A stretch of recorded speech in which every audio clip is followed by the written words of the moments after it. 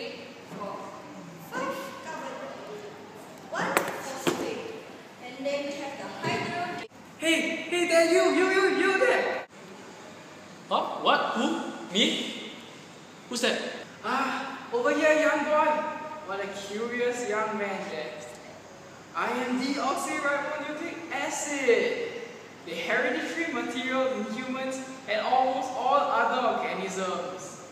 In fact, I'm the reason why you are here, which makes me basically the most important thing in reproduction.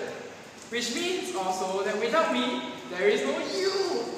What the? Where am I? The DNA is talking to me? Ho! That's right, young one. You are not hearing things, you're hearing me. You're in my world now. Wait, I mean you're in you. Like you. Me, you. I'm in me? Where is me? Yes, you're in you. Wait, I mean, okay, look, that wasn't very clear. I'm in you because I'm DNA of you. So you are actually in you because you are in me, which is you. Wait, huh? What? Okay, what am I doing here? I don't know, dude. Maybe you trapped here for eternity. What? An eternity? Just kidding. Questions. You know what? Let me offer you a chance to learn biology the fun way. Well, I guess that's better than listening to Professor Shaladon. Great! Now let's begin by looking at what makes me up. How about we start from our monomers? Hi there, I'm a monomer of DNA, which is also known as a nucleotide. I'm made of a 5 carbon sugar known as a pentose, and also a nitrogen containing base, as well as a phosphate group. There are 4 different types of nucleotides found in DNA, differing in only their nitrogenous base. The 4 nitrogenous bases are given 1 letter abbreviations, as short forms for the 4 bases, G, A, T, and C. Please don't confuse me with RNA, which is my half brother, that was originally clone from me. RNA, aka ribonucleic acid, differs from me at the 2 carbon atom, whereby it is joined with an OH group, unlike me, who is only joined with a H group. Yeah, they differ in the bases, as RNA are made up of the bases G, C, A, and U, whereby thymine is replaced with uracil as well. Oh, I see now. It's pretty amazing stuff, huh? Especially when you get to see up so close. Actually, I've got another question. You know the pictures of DNA that we always see in our books, right? It's always in some spirally staircase form. It's called a double helix structure, right? Can you tell me more about it? Gladly. But first, let me introduce you to my self-portrait.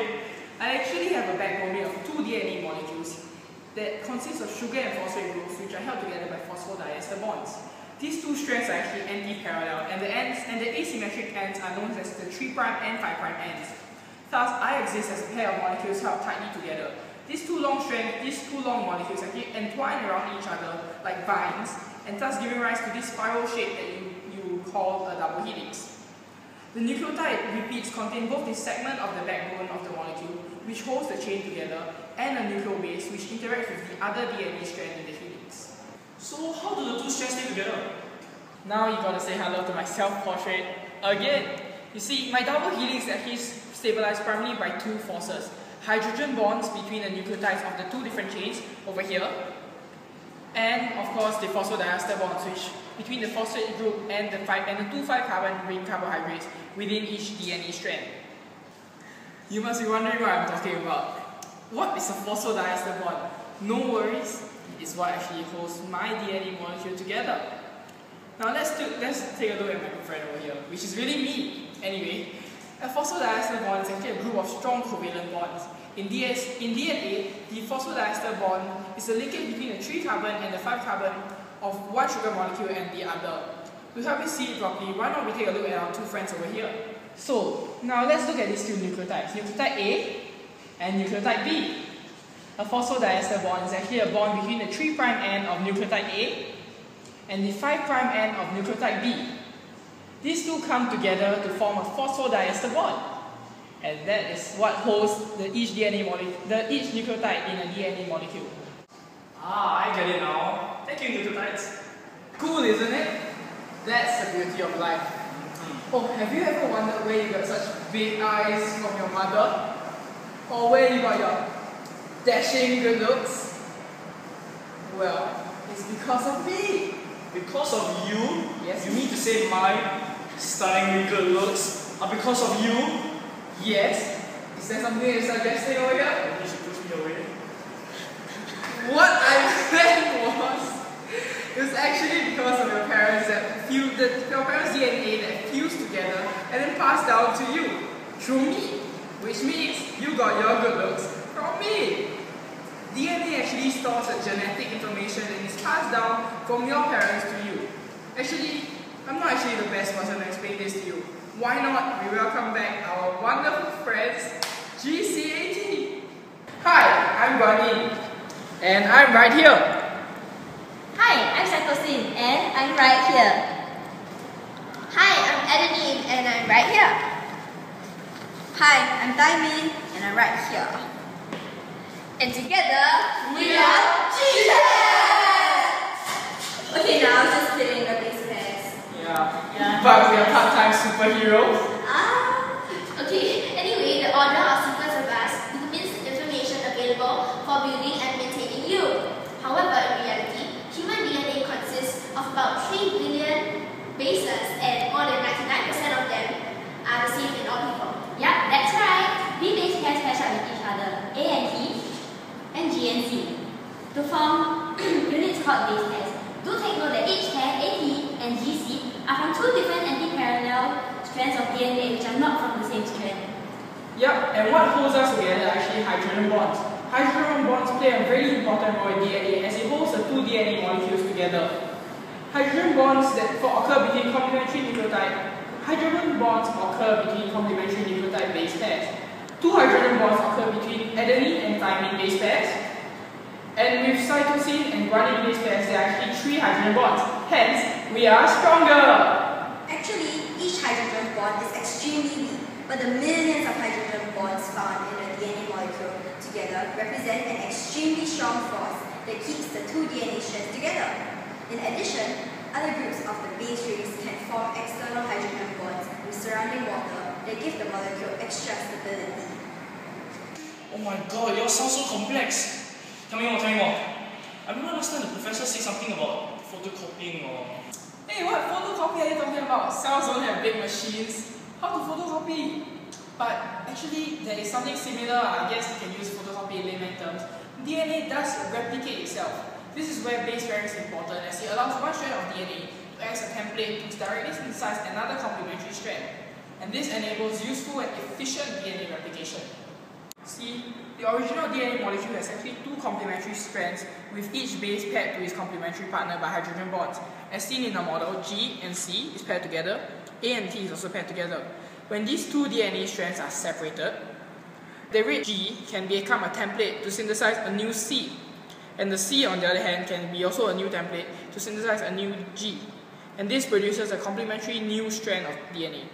When us nucleotides has finished pairing up with our complementary base pairs to form the sugar phosphate backbones of our new strands of DNA, each new DNA becomes an exact copy of an exact DNA, thus meaning that there will be 2 of these DNA molecules instead of 1. Yep, that's the photocopying concept for you, except maybe I put it in more intelligent terms. But oh, yes, I wanted to tell you one more thing. Remember I mentioned about my half-brother, the RNA? Yeah, well, it's time to tell you about the monkey business that happens in the house. See, as the all-powerful DNA, I'm not only able to replicate myself, I'm also able to transcribe more RNAs. However, in RNA transcription, yourself takes the place of me, Diamond, becoming a template for transcription. So this space. The spaces between my double helix structures are known as grooves, and this is the major groove, while this over here is the minor groove. They are essential in mRNA transcription. They are adjacent to the base pairs and thus provide binding sites which allows proteins such as transcription factors to bind to it. The grooves are unequally sized as the strands are not directly opposite one another, and thus are categorized into major and minor grooves. Transcription factors usually bind to the sites of major grooves, as bases like me are more exposed there as compared to the minor grooves, thus making it more accessible. Hey, over here, I've got something to say. A double helix structure, as shown here, is important in mRNA transcription as its weak hydrogen bonds here being non-covalent, are relatively easy to be unwound. When in contact with enzymes such as helicase and topoisomerase, the unwound DNA molecule is also easily broken apart into its DNA strands, which act as templates. This allows the mRNA to be created rapidly, as the template to synthesize mRNAs is email. Ooh, that's a lot of information, but it's clear to me now.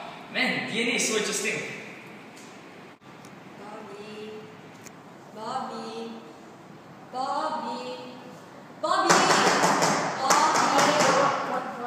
What? Me? Huh? Smiling and sleeping in my class.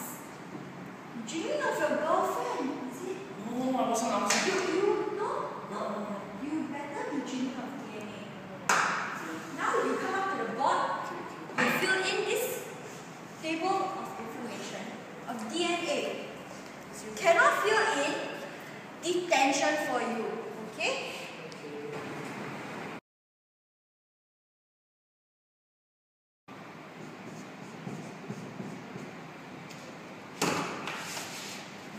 Wow, how you get so smart suddenly? Ayah, lucky guess, right? Today is a lucky day. I tell you one more time, I catch you sleeping in my class, we will have one-on-one time in detention. Okay? Sigh. I learn more from inanimate objects talking to me than listening to my professor. And he doesn't even want me to sleep again? Sleeping is learning, for goodness sake.